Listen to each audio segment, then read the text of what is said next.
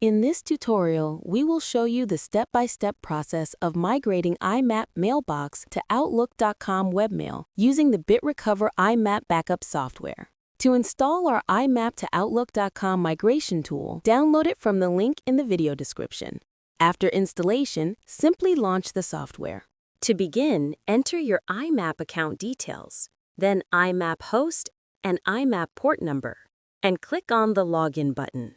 Scanning process will begin to load IMAP data. Select or deselect folder for migration using the checkbox in the panel on the left. Select a saving option allows you to save the file in your desired format for conversion. Let's select Outlook.com option for this tutorial. Enter your Outlook.com email address.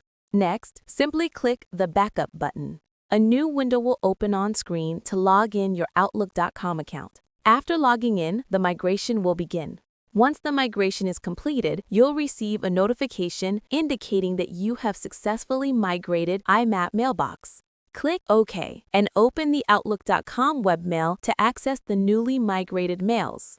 Our tool provides users with filter options for selective backup. Here, user can see multiple export options to be included or excluded in converted files, such as date range, from, to, subject, exclude folders, and others. And that's it for this video.